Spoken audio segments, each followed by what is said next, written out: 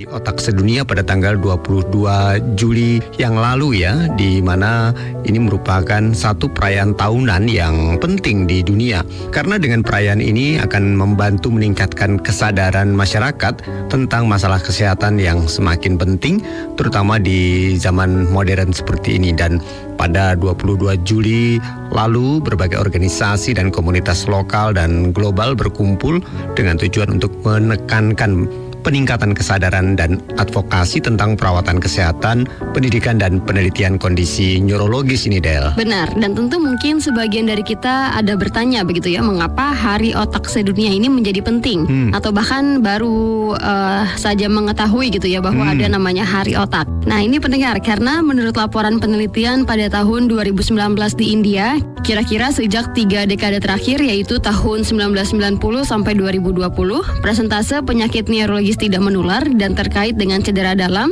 menjadi beban penyakit keseluruhan di India. Dan ini telah meningkat lebih dari 2 kali lipat yang mungkin disebabkan oleh peningkatan populasi lansia. Betul. Nah, di antara berbagai gangguan neurologis tidak menular seperti stroke 37,9%, lalu kemudian sakit kepala yang mencakup migrain dan juga sakit kepala tipe tegang 17,5% dan epilepsi 11,3%. Ini merupakan kontributor utama beban penyakit neurologis di India. Iya. Jadi meskipun gangguan otak termasuk penyakit termahal di dunia dan merupakan penyebab utama kecacatan dan kematian, sangat mengkhawatirkan bahwa pendanaan untuk pencegahan, pengobatan, pendidikan dan penelitian terbatas dibandingkan dengan penyakit lain misalnya seperti mungkin jantung gitu ya.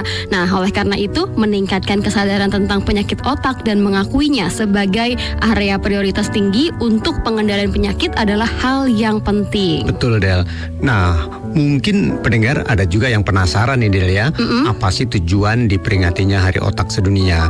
Nah, tentunya pendengar, peringatan Hari Otak Sedunia ini diperingati untuk meningkatkan seperti tadi yang Adel katakan, kesadaran akan pentingnya masalah kesehatan menyangkut otak. Dan Hari Otak Sedunia ini menjadi peringatan tahunan yang penting karena sampai sekarang masalah ini masih terus dibicarakan di berbagai kalangan begitu ya, Del ya. Iya. Dan kalau bicara soal penetapan tanggal 22 Juli sebagai Hari Otak Sedunia, sebenarnya ini berkenaan dengan hari berdirinya Federasi Neurologi Dunia pada tahun 1957 di Brussels, Belgia. Namun demikian, Hari Otak Sedunia baru ditetapkan pada bulan Februari 2014 atas usulan yang diajukan sejak 22 September 2013. Tentunya penetapan ini berkaca dari peringatan hari-hari lain seperti misalnya Hari Epilepsi, Hari Rabies, dan Hari Stroke Sedunia. Pasalnya hari-hari tersebut terbukti membantu meningkatkan kesadaran masyarakat di seluruh dunia ini, Del, termasuk negara-negara berkembang di Asia, Afrika, dan Amerika Latin. Iya, jadi setidaknya terdapat 3 alasan ya, San, ya, mengapa Hari Otak Sedunia menjadi peringatan penting. Pertama, pentingnya ilmu saraf atau neurologi, karena ilmu saraf dinilai menjadi terobosan paling signifikan di dunia kedokteran selama beberapa tahun terakhir. Iya. Lalu alasan kedua pendengar adalah kesehatan otak kini menjadi isu yang semakin mendesak. Otak adalah salah satu organ paling kompleks dalam tubuh manusia yang tersusun dari miliaran sel saraf atau neuron. Bersama sumsum tulang belakang, organ ini berperan sebagai pusat kendali tubuh dan menyusun sistem saraf pusat. Nah, melihat betapa pentingnya peran otak, maka tentunya masyarakat harus lebih sadar akan efek kesehatan otak dan memulai upaya pencegahan agar organ ini tak mengalami gangguan. Benar, dan yang ketiga, Del, masalah neurologis ini akhir-akhir ini menjadi penyakit dan kondisi medis paling umum ya. Betul. Kalau kita lihat sekarang ini. Karena itu pendengar, untuk sepenuhnya memerangi masalah ini, berbagai langkah dasar terkait dengan keamanan neurologis harus segera diadopsi di seluruh dunia. Dan di tahun 2024 ini tema Hari Otak Sedunia adalah kesehatan otak dan pencegahan. Nah, tema tersebut mencakup misi untuk menangani faktor risiko penyakit neurologis secara proaktif, kemudian juga menekankan pentingnya deteksi dini dan penanganan yang efektif, serta menyebarluaskan edukasi tentang strategi dan pencegahan dari penyakit otak ini. Dan kalau bicara soal otak ya, Del ya, belum lama ini ilmuwan Tiongkok telah mengembangkan probe mini nirkabel yang secara dinamis ini bisa melacak kadar oksigen di otak bagian dalam. sehingga ini menjadi alat yang menjanjikan untuk memantau penyakit otak. Jadi menurut temuan yang diterbitkan dalam jurnal Nature Photonics dan menurut Zheng Xing, profesor dari Universitas Tsinghua, probe mini yang bisa ditanamkan di bawah kulit ini, Del, ukurannya cukup kecil, sekitar 300 mikron, dan terdiri dari dioda pemancar cahaya serta fotodetektor dan dilapisi dengan film berpendar yang sangat sensitif terhadap oksigen, sehingga dapat mengukur tingkat oksigen sesuai dengan kecerahan cahaya yang nantinya ini akan menurun seiring dengan meningkatnya tekanan parsial oksigen. Jadi pendengar, alat ini menjadi sebuah indikator utama yang mencerminkan tingkat oksigen di dalam otak kita. Dan ketika terjadi hipoksia pada jaringan otak, maka probe ini akan memancarkan cahaya yang kuat. Dan menariknya, waktu respon alat ini sangat cepat, Del, kurang dari 1 detik begitu. Dan dari penelitian yang sudah dilakukan, probe nirkabel ini sudah dipastikan efisien ya, San ya. Setelah terus memantau tekanan parsial oksigen di otak bagian dalam hewan pengerat yang bergerak bebas seperti tikus. Jadi alat ini bisa menangkap keadaan hipoksia otak mereka dalam berbagai skenario termasuk iskemia akut, pendengar. Nah, tentunya temuan ini diharapkan bisa menjadi alat perawatan kesehatan yang menjanjikan bagi pasien epilepsi, tumor otak, stroke, dan trauma intrakranial di masa depan. Iya, jadi pendengar, otak manusia memang sungguh luar biasa ya, Del ya. Karena otak ini mampu memproses jaringan saraf yang sangat rumit dan luas. Dan dari penelitian para ahli, otak manusia beroperasi dengan total konsumsi daya hanya sekitar 20 watt begitu, Del. Tentunya ini jauh lebih rendah dibandingkan dengan sistem AI atau kecerdasan buatan yang ada saat ini. Oleh karena itu, terinspirasi dari kerja otak yang begitu rumit dan kompleks, sebuah tim ilmuwan dari Tiongkok dan Swiss, mereka saling bekerja sama mengembangkan chip neuromorfik komputasi penginderaan yang hemat energi, yang meniru cara kerja neuron dan sinapsis otak manusia.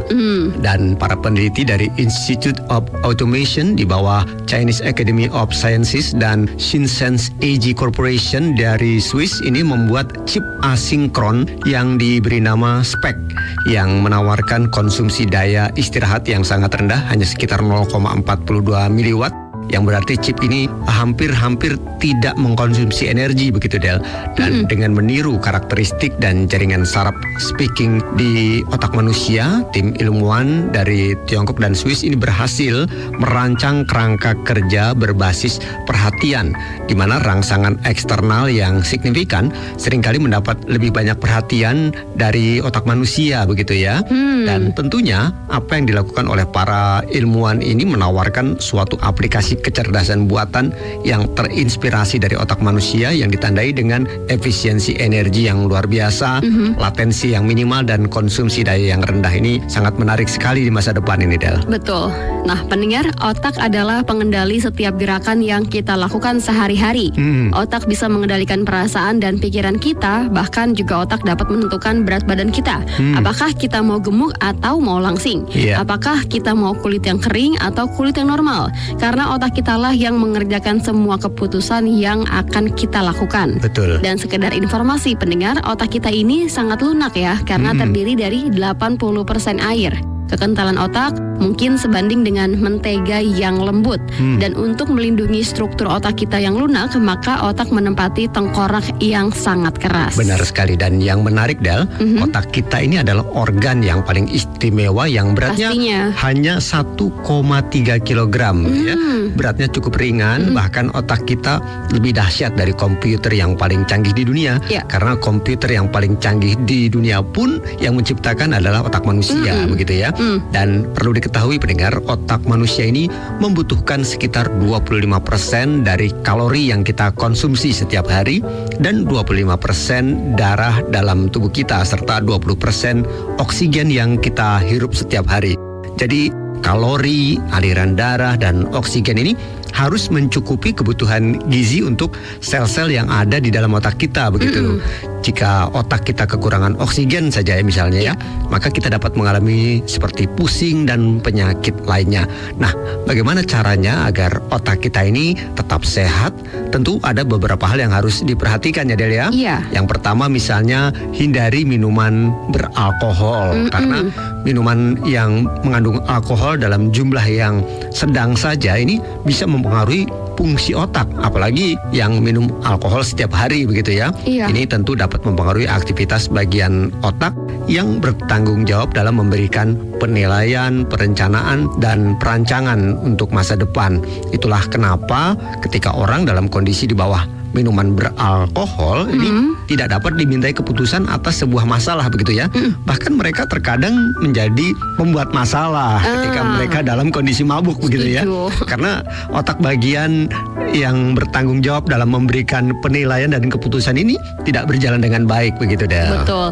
Lalu yang kedua, pendengar, hindari menggunakan narkotika dan obat-obatan terlarang ya. Karena penggunaan obat-obatan terlarang dapat tentunya merusak otak kita yang sehat. Iya. Karena itu orang yang sering menggunakan obat-obatan terlarang, emosinya tidak dapat terkontrol begitu ya, terus juga nggak bisa berpikir jernih gitu ya, bahkan menimbulkan efek kecanduan karena otak kita sudah rusak begitu. Iya. Lalu yang berikutnya, yang ketiga, hindari stres. Wah. Ini cukup sulit ya. Susah karena ini. Kita setiap hari stres banget pasti ya. ada hal-hal yang bikin kita stres setiap hari. Tapi Iya. memang sebisa mungkin ya, selagi kita hidup, pasti kan kita akan berhadapan dengan berbagai masalah. Masalah ini akan selalu ada, tetapi pada akhirnya masalah tetap akan selesai juga begitu ya. Jadi selagi kita masih hidup akan selalu ada masalah. Jadi mungkin nggak perlu terlalu dipikirin terlalu berat begitu, karena juga pada akhir nanti akan terselesaikan atau lewat saja gitu ya masalah itu.